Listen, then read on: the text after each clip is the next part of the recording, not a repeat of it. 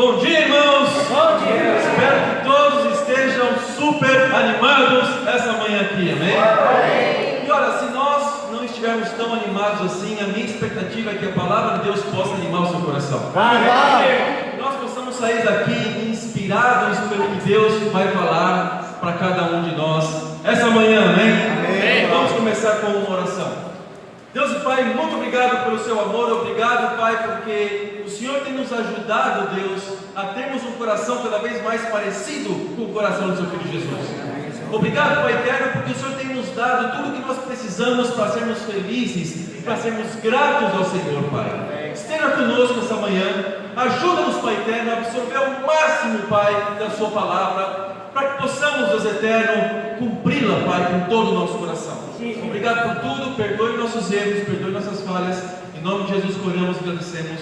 Amém. Amém. Amém, irmãos. Então, o tema da aula de hoje é missão impossível. Amém. Missão impossível. Vamos abrir a palavra de Deus em Lucas capítulo 9. Vai, irmão. Lucas 9, 51. Diz o seguinte: aproximando-se o tempo em que seria levado aos céus, Jesus partiu resolutamente em direção a Jerusalém. Irmãos, nós vemos aqui que Jesus estava resoluto, ou seja, ele estava determinado a algo. Ele estava num caminho, indo para Jerusalém. Na verdade, esse texto ele denota algo mais profundo do que simplesmente uma caminhada até Jerusalém. Ele estava numa estrada para uma missão humanamente impossível. Por que humanamente impossível? Porque ele estava a caminho da cruz. Jesus aqui estava indo para a cruz, na verdade, porque lá em Jerusalém ele seria julgado duas vezes, uma pelo sinédrio, outra no pretório. E o que aconteceria é que lá em Jerusalém ele seria condenado uma vez, não? E a outra vez Pilatos, nós sabemos que ele lavou as suas mãos para morrer na cruz por cada um de nós. Aqui começa a parte da travessia no livro de Lucas, onde Jesus estaria indo para a cruz. Desde o ponto de vista humanista, Jesus estava caminhando para Jerusalém, mas ele estava indo para a cruz, amém? A caminho dos céus. A cruz estava esperando por ele em Jerusalém. E antes de Jesus levar os discípulos nessa travessia, ele queria que os seus discípulos soubessem de duas coisas. Ele não queria simplesmente morrer na cruz sem os discípulos terem o conhecimento de algo. Primeira coisa, que ele era o Filho de Deus. E segunda coisa, que o seu plano realmente era morrer na cruz para o perdão dos nossos pecados. Nesse ponto, ninguém estava seguro de quem realmente Jesus era. Ainda seus discípulos não entendiam nitidamente quem ele era. Eles não sabiam. Os discípulos perguntavam entre si, em Lucas 8, 25, você pode ver isso. Eles perguntavam entre si, quem é ele? Né?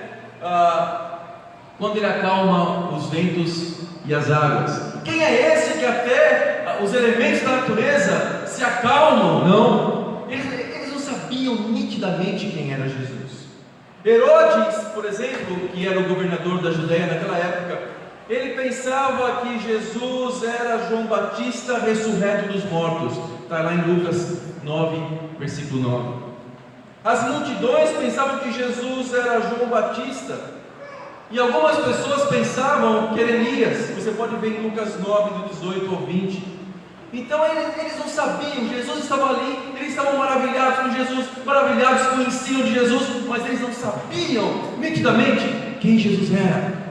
Nós podemos ver isso no versículo 28. Vamos para Lucas 9, versículo 28, que diz o seguinte: aproximadamente 8 dias depois de dizer essas coisas, Jesus tomou consigo a Pedro, João e Tiago e subiu a um monte para orar. Enquanto orava, a aparência de seu rosto se transformou e suas roupas ficavam alvas e resplandecentes como o brilho de um relâmpago. Uau! surgiram dois homens e começaram a conversar com Jesus. Eram Moisés e Elias. Apareceram em glorioso esplendor e falavam sobre a partida de Jesus que estava para se cumprir em Jerusalém. Pedro e os seus companheiros estavam dominados pelo sono. Acordando subitamente, viram a glória de Jesus e os dois homens que estavam com ele. Quando esses iam se retirando, Pedro disse a Jesus: Mestre, é bom estarmos aqui, façamos 3 tendas, uma para ti, uma para Moisés e uma para Elias. Ele não sabia o que estava dizendo. Ou seja, qual é a expectativa de Pedro? A expectativa de Pedro é que a terra é um lugar bom para viver. Esse mundo é um lugar incrível. Ele não tinha ainda notado que Moisés e Elias desceram dos céus para vir para a terra, para provar algo. Na verdade, nós vamos ver que eles estão aqui para provar a identidade de Jesus. Então, olha que interessante. Pedro estava aqui e queria construir uma tenda. Ele queria construir, algo físico nesse mundo, para que eles pudessem desfrutar aqui, passar mais tempo aqui. Ele não sabia o que estava falando, não. Versículo 34: enquanto ele estava falando, uma nuvem apareceu e os envolveu, e eles ficaram com medo ao entrarem na nuvem. Dela saiu uma voz que dizia: este é o meu filho, o escolhido, ouçam-no. Tendo-se ouvido a voz, Jesus ficou só. Os discípulos guardaram isso somente para si. Naqueles dias não contaram a ninguém o que tinham visto. Uau! Então o que nós vemos aqui é que Moisés e Elias desceram na transfiguração para provar algo muito interessante. Estavam ali os discípulos mais íntimos de Jesus, Pedro, Tiago e João. Então, por que Moisés e Elias estavam ali? Primeiro, Moisés significava o cumprimento da lei. Elias significava os profetas. Isso prova a identidade de Jesus, porque Jesus é o cumprimento da lei, representado por Moisés, e também é o cumprimento das profecias, representado por Elias, que era, na verdade, a expressão máxima dos profetas de Jerusalém nessa época. Então, tanto os profetas quanto a lei representavam Jesus. Mas se ainda não ficasse tão claro para eles isso, e parece que não ficou tão claro assim, porque Pedro queria construir ali uma tenda para eles ficarem, ainda que não ficasse tão claro que Jesus estava querendo provar a identidade dele, no versículo 35 diz o seguinte: dela saiu uma voz que dizia: este é meu filho, o escolhido, ouçam-no. Ainda que eles não entendessem que Jesus era o cumprimento das profecias e também da lei, Deus deixa bem claro para eles: este é o meu filho. Então eles saíram dali convictos, convencidos, e convencidos eles podiam ir até Jerusalém. Então agora eles estavam totalmente convictos do que estava acontecendo. Então Jesus queria deixar claro algo: quem ele era. E aí nós vamos fazer um parênteses. Jesus, no meu entendimento, é a pessoa cuja identidade é a mais distorcida de todo esse mundo. Existem vários, entre aspas, Jesuses por aí. Existe o Jesus das curas, existe o Jesus da prosperidade, existe o Jesus do louvorzão, somente que pessoas ficam lá, admirando e falando, entoando palavras para Jesus. Existem vários Jesuses por aí. Então a identidade, infelizmente, de Jesus no mundo está muito distorcida. Existe o Jesus da idolatria. Tem pessoas que não têm Jesus como Senhor, mas simplesmente Jesus como ídolo. Infelizmente Jesus se tornou um ídolo de algumas pessoas. Tem uma grande diferença entre Senhor e ídolo, né? Ídolo é aquele que você pede as coisas, né? É aquele que você realmente quer receber alguma coisa. Então você, como no Antigo Testamento havia vários ídolos, né? Havia ídolos pagãos, principalmente na Grécia, vários deuses, né? Vários ídolos. Deus Dionísio, que era do vinho, Afrodite, que era da fertilidade, etc. Então o que acontecia é que pessoas vão para o ídolo querendo receber algo em troca, mas infelizmente Jesus está nesse patamar. Mas Jesus, na verdade, ele se coloca como Senhor. Então tem uma diferença em ter Jesus como ídolo e Senhor, porque o Senhor eu obedeço, eu ofereço a minha vida. Não importa se eu tenho saúde, não importa se eu tenho dinheiro, não importa se eu sou feio, se eu sou bonito, não importa como eu me sinta. O importante é seguir Jesus, esquecer todos os nossos próprios interesses para seguirmos Jesus, amém? Amém. Isso é importante, isso seria o ideal. Então a identidade de Jesus, infelizmente, está distorcida. Tem lugares que as pessoas pensam assim, e você vê esses testemunhos por aí, pessoas falando: antes eu não tinha nada, agora eu tenho tudo, graças a Jesus. Você vê adesivos nos carros, propriedade exclusiva de Jesus. Dá vontade de bater no vidro e falar assim: empresta o carro um pouquinho aí. Não é seu carro, é de Jesus, não é? Então dá o carro aí, deixa eu dirigir um pouco, dá vontade de fazer isso às vezes.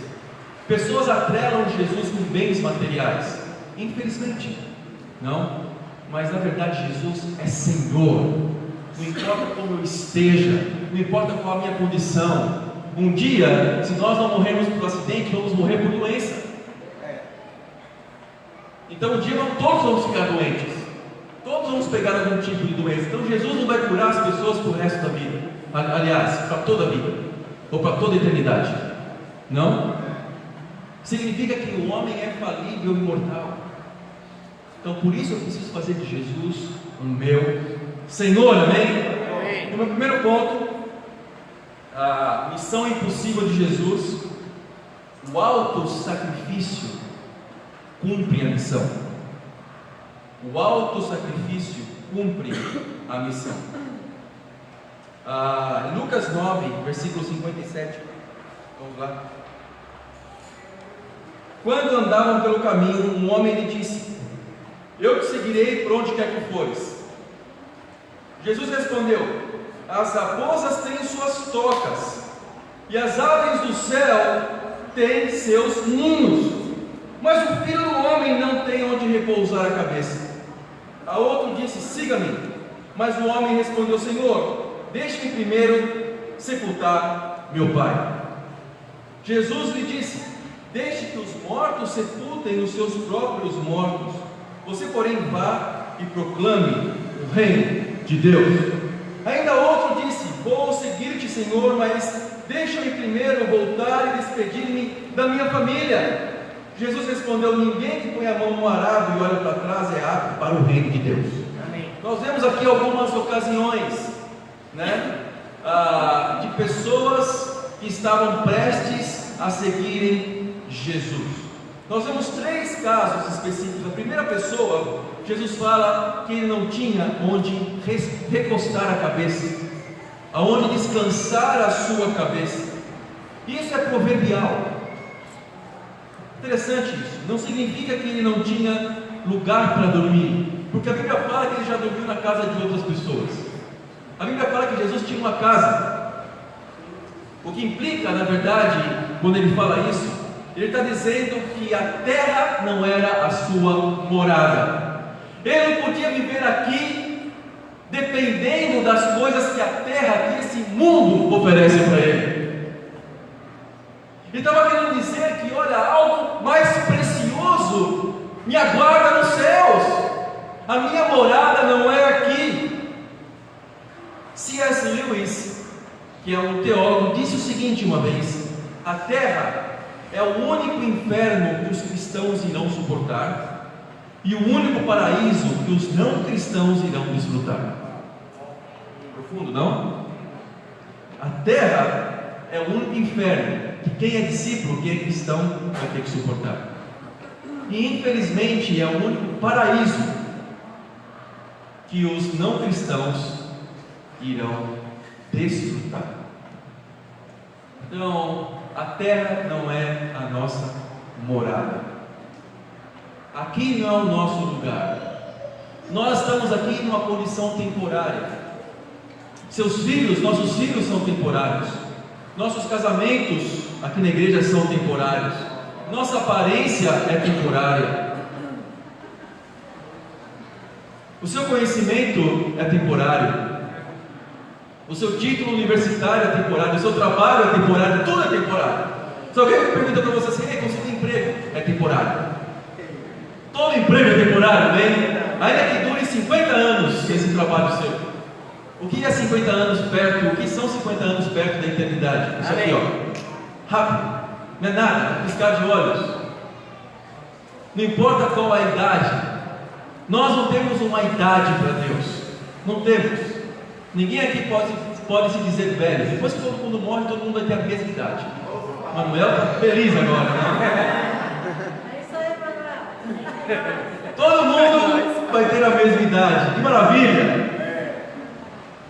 Então tudo é temporário aqui. É isso que Jesus está querendo dizer quando ele fala que eu não tenho onde declinar a minha cabeça desse mundo. Não. Outra pessoa que nós vemos é aquele que quer enterrar seu pai, mas Jesus responde a ele que deixe os mortos enterrarem seus mortos. Interessante aqui. Essa é uma das melhores desculpas que alguém pode ter para não seguir Jesus. Jesus, ele sempre nivela por cima, lá por cima, para que nenhuma desculpa nós tenhamos diante dele. Você quer uma desculpa maior para não seguir Jesus? Um familiar seu morreu e você precisa enterrá-lo. Mas o que nós vemos aqui é muito provável que esse Senhor, pai desse homem, não havia morrido ainda. Sabe por quê? Porque eles não poderiam, de acordo com a lei dos judeus, viajar durante o luto. Era uma lei muito bem específica para os judeus. Durante o luto, todos estavam proibidos de viajar.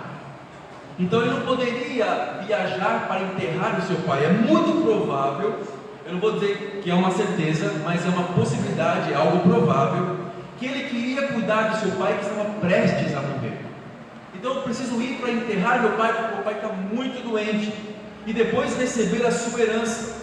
Mas Jesus o chama para segui-lo imediatamente. Ou seja, ele está dizendo aqui que quem coloca as condições para ser um discípulo não é você, mas sou eu. Jesus não é contra enterrar meus parentes, pais? Lógico que não, claro que não. Mas ele está dizendo muito claramente: eu coloco as condições e não você. O que mais nós escutamos por aí, quando pensamos em desculpas para pessoas que não querem seguir Jesus, não é que as pessoas falam que eu estou cheio de pecado e quero continuar no pecado. É muito raro você escutar isso. Você escuta às vezes, mas é muito raro. Alguém que está em algum tipo de pecado, que ele quer se arrepender e fala assim: quer saber de uma coisa? Eu quero continuar no meu pecado. Eu quero continuar tendo essas atitudes que desagradam a Deus. Eu quero continuar sendo impuro. Eu quero continuar sendo imoral. Eu quero continuar sendo mentiroso. Eu quero continuar sendo uma pessoa que desagrada a Deus. Não. Normalmente nós escutamos o quê? Desculpas. Quer saber? Eu posso fazer isso do meu jeito, da minha forma. Eu não preciso dos irmãos aqui, das pessoas aqui, para poder aprender alguma coisa espiritual. Eu não preciso. Eu posso fazer isso do meu jeito, sendo que a Bíblia ensina que nós precisamos da comunhão. A palavra uns aos outros aparece muito na Bíblia. E normalmente são palavras que ninguém justifica com a Bíblia. Quando alguém te fala assim para você: olha, eu não preciso dos irmãos aqui para ser um discípulo. Eu não preciso estar aqui no meio de vocês para ser um discípulo. Justifica isso na Bíblia? Não justifica. Não está na palavra de Deus isso. Agora eu posso provar com a palavra de Deus que nós precisamos sim uns dos outros. A palavra uns aos outros aparece muito na Bíblia. Repreendam uns aos outros, encorajem uns aos outros, animem uns aos outros, amem uns aos outros, fortaleçam uns aos outros na fé. Nós vemos muitas vezes, nós vemos em Hebreus 10:25, não abandonem o costume de assistir às reuniões. Como também nós vemos em 1 Coríntios 15:33, que as más companhias corrompem os bons costumes, ou seja, precisamos de boas companhias, não? Sim. Mas tem pessoas que querem justificar o seu pecado, infelizmente. não querem dizer abertamente que eu estou em pecado, eu quero viver minha vida do meu jeito, eu quero viver vivendo e estando na mentira ou qualquer um desses pecados que eu falei. Pessoas muitas vezes dão desculpas esfarrapadas porque não querem seguir Jesus. E antes de falar do terceiro cara, da terceira pessoa aqui, eu quero ler uma escritura com vocês em 1 Coríntios capítulo 9. Vamos lá, Renato, tudo bom? Vamos.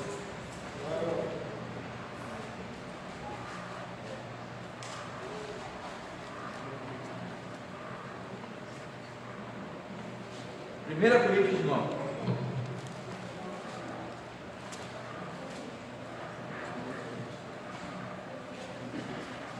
Vamos lá.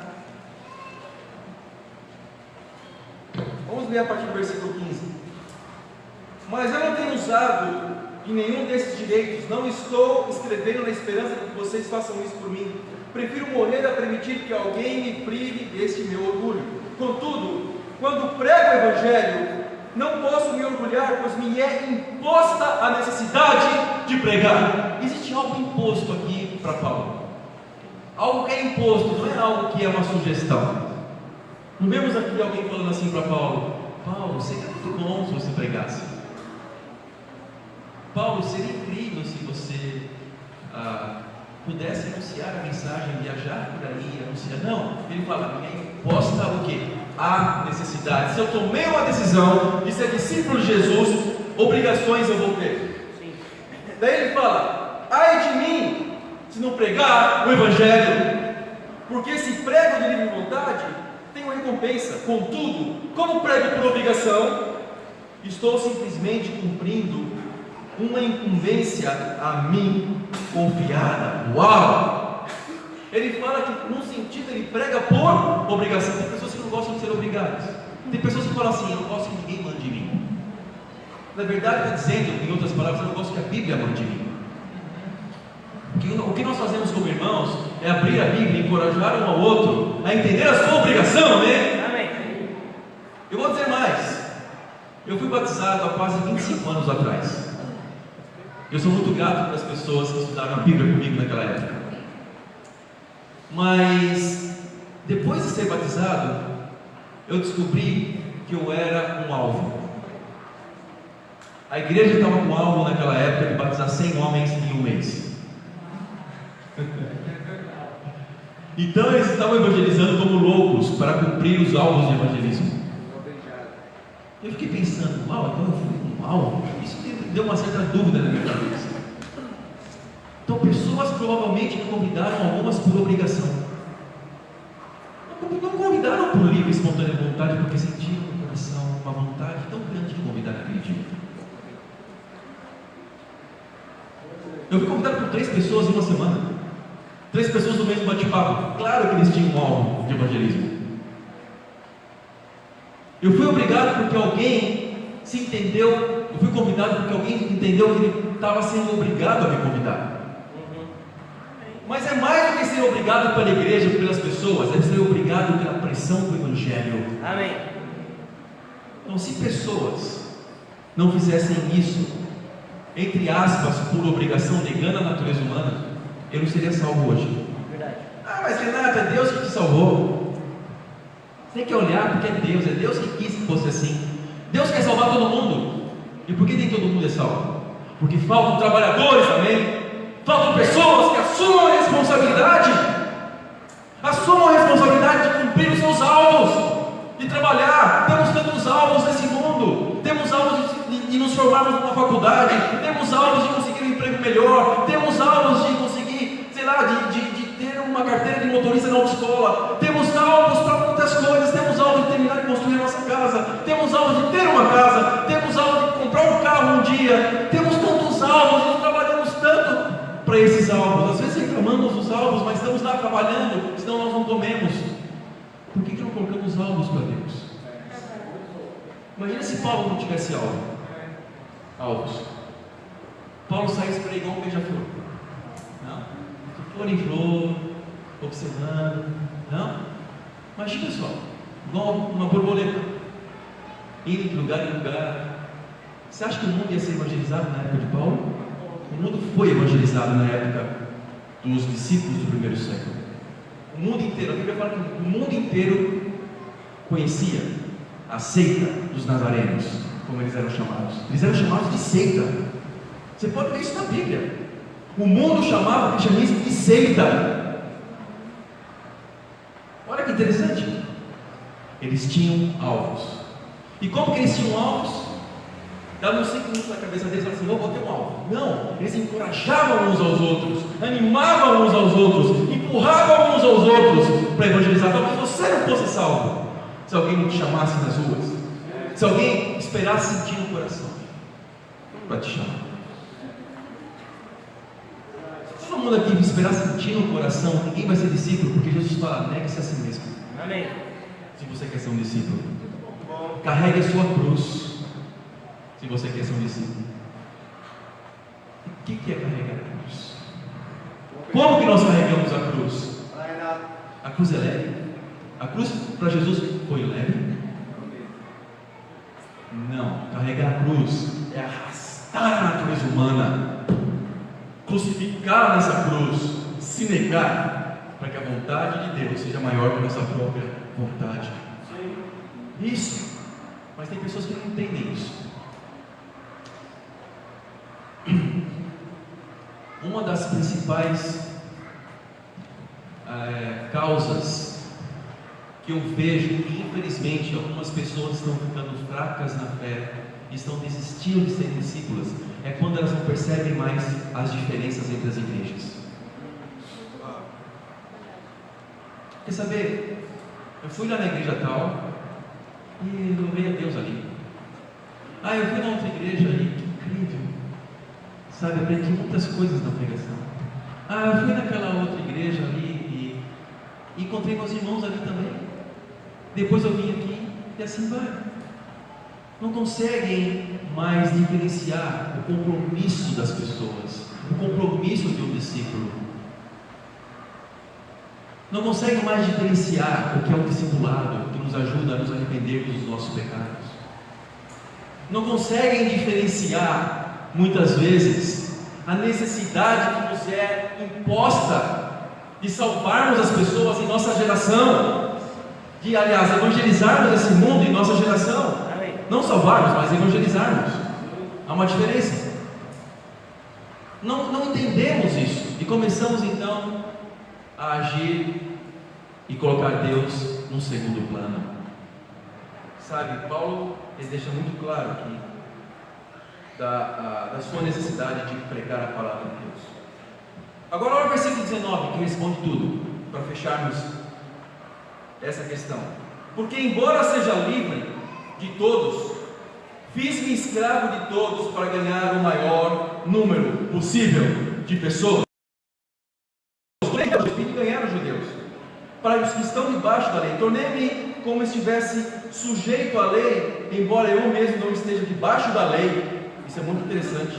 A fim de ganhar os que estão debaixo da lei. Essa lei é com L maiúsculo.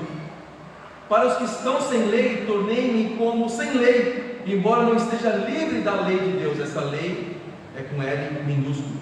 E sim sobre a lei de Cristo, a fim de ganhar os que não têm a lei, maiúsculo. Para com os fracos tornei-me fraco, para ganhar os fracos. Tornei-me tudo para com todos, para de alguma forma salvar alguns. Paulo ele era sabe, não sei se você já jogou carta, baralho, tem um coringa. O que é o coringa? É uma carta que serve para completar qualquer jogo para você ganhar. Então às vezes está faltando aquela carta, Então Paulo no evangelismo ele servia como coringa. Ele era flexível. Ele falava assim: quer saber? Então com esse tipo de pessoa eu tenho que agir desse jeito, com esse tipo de pessoa eu tenho que agir desse jeito, com esse tipo desse jeito. Por quê? Porque a minha intenção é ganhar as pessoas para Cristo. Com muita sabedoria. Então o que nós vemos, o que me chama muita atenção é que ele se fazia escravo de todos para ganhar o maior número possível de pessoas. Ele se submetia a algo, a uma necessidade, amém? Para salvar, porque o intuito é salvar almas. Amém. Pessoas nos criticam e falam assim: vocês correm atrás dos números. Não, os números correm atrás de um coração comprometido como o nosso. Nós estamos aqui para fazermos e para alcançarmos e ganharmos as pessoas. Mas isso fere, você obriga as pessoas a fazer alguma coisa. A palavra de Deus nos obriga a ter compromisso, amém? E o terceiro homem, ele queria despedir-se da sua família, mas Jesus responde que aquele que põe a mão no arado e olha para trás não é apto para o reino. Não sei se você sabe como era o arado naquela época, talvez não como hoje. Eu não entendo muito bem de agricultura, mas eu estudei um pouquinho sobre isso, como era o arado naquela época. O arado naquela época você precisava pegar com as duas mãos, era um instrumento pesado que ia abrindo caminho na terra, e a semente ia sendo jogada, colocada. Então, à medida que a pessoa andava, a terra se abria-se uma pequena vala na terra, e as sementes eram colocadas de uma forma uniforme no solo, para que depois ela pudesse crescer e germinar e crescer, ok? Então, se a pessoa está com as duas mãos no arado, arando a terra, e ela olhasse para trás, o que aconteceria? Você não consegue olhar assim para trás o que está acontecendo. Você está assim, com um instrumento pesado. Você tem que fazer isso, soltar uma mão e virar. E quando você solta uma mão, o que acontece com o arado? Ele cai, e as sementes caem. E ali você pode ter um prejuízo. Então Jesus, ele observava muito bem o que acontecia. E o que nós vemos aqui é Jesus falando: ninguém pode estar com as mãos, está ocupado em fazer discípulos, está ocupado em estudar a Bíblia com as pessoas, está preocupado com a sua própria vida. Ninguém pode estar ocupado com as coisas de Deus se está olhando para trás. Ai meu Deus, o que eu deixei? Quais são as coisas que estão nesse mundo? E muitas vezes nós somos tentados a fazer isso. Muitas vezes eu, Renato, como advogado, sou tentado a pensar: nossa, se eu, prestasse os concursos que eu estava disposto a prestar antes, poderia ser talvez um juiz, um promotor. Se eu fosse um advogado, tivesse meu escritório, né? E tudo. Às vezes vem esses pensamentos, mas eu penso: você quer saber de uma coisa? Não há nada de errado em ser um juiz, promotor, em ser um advogado, não há nada de errado com isso. O ponto é, se eu me determinei a algo, isso vai ser a coisa mais importante da minha vida. O que há de mais importante que nós podemos fazer nesse mundo? O que de mais importante você pode fazer? Um construtor de casas, talvez o Antônio, que mexe com construção civil, mestre de obras, ele pode construir muitas casas, mas a Bíblia fala que esse universo vai ser derretido. Os elementos do universo vão ser derretidos. Em que vão adiantar as casas, as moradas desse mundo? O Márcio, que mexe com trem, na linha férrea, né? Ele é encarregado de estação, e numa estação ele trabalha lá no Brás. Sim, o trabalho é importante, né? Precisa ter ordem ali. E o Márcio é bom para colocar ordem nas coisas. Então ninguém brinca com o Márcio lá na linha férrea. Ele lida com situações extremas. Existe até suicídios que acontecem nas linhas férreas, infelizmente, e ele tem que lidar com isso. É um trabalho intenso que exige muita atenção. Ele e o Luiz também. Exige muita atenção. Porém, no final das contas, que isso vai ter servido para a salvação deles? Se eles não estiverem ali para anunciar o Evangelho de Deus? Nada. Vou chegar para Deus: Deus, que legal, eu fui encarregado de estação. Ok. E aí? O que adiantou? Não? Vamos pensar no exemplo máximo: um médico, um trabalho nobre. Não? Alguém que salva vidas. Chega um cara, uma pessoa com uma parada cardiorrespiratória lá no hospital, ele tem que fazer as manobras certas e usar os medicamentos certos para recuperar aquela pessoa. Vamos supor que ele tenha conseguido recuperar muitas pessoas. Ele morre, vai para o céu. Deus pergunta: o que você fez de espiritual? O que você fez de importante? Eu salvei vidas. Onde elas estão? Mortas hoje. Por quê? Você pode salvar uma pessoa de uma parada cardiorrespiratória de 50 vezes. Um dia ela vai morrer. Então, no fim, no frigir dos ovos, o que adiantou? Não muita coisa. É um trabalho importante, importantíssimo. importantíssimo. Mas sabe qual é o trabalho mais importante que nós podemos ter? Salvar almas. Dar às pessoas a oportunidade de ter a vida eterna, amém? Amém. É isso que Jesus está querendo dizer aqui, claramente, com esses 3 exemplos, né? Esse homem queria despedir da sua família, então ele dá um exemplo: olha, não adianta você colocar a mão no arado e seguir se você olha para trás. O trabalho mais importante que nós podemos ter é salvar almas, amém? É ajudar as pessoas a terem vida eterna. Que apesar de você ser encarregado de uma estação, construir casa, ser um médico que ajuda as pessoas, que ressuscita, entre aspas, as pessoas da quase morte, você vai salvar almas agora. Como a Solange tomou a decisão de ser uma discípula, amém? E hoje vai ser batizada. Incrível! Por quê? Porque ela entendeu que foi um trabalho mais importante do que qualquer outro trabalho aqui na terra. Tudo é me fazer escravo de todos para ganhar o maior número possível de pessoas. Essa é a mentalidade de um discípulo. Então, que nós possamos sair daqui hoje entendendo algumas coisas. Primeiro, é importante conviver com os irmãos. Se você se isola achando que vai continuar sendo discípulo, isso não é algo bíblico. E nós não vemos isso na Bíblia, exemplos assim na Bíblia. Outra coisa, o trabalho de salvar almas é o trabalho mais importante que nós podemos ter. Outra coisa, não se sinta mal com alvos. Não se sinta mal em você colocar alvos para você mesmo. Não se sinta mal quando nós somos, entre aspas, pressionados pela palavra de Deus para ajudarmos as pessoas a serem salvas. Nós não podemos ser uma igreja que incha em termos de número de pessoas. Nós precisamos ser uma igreja que cresce e multiplica o número de discípulos, amém? Amém. Pessoas que vão ter compromisso com a palavra de Deus e também fazer discípulos, que para Deus seja dada glória, amém.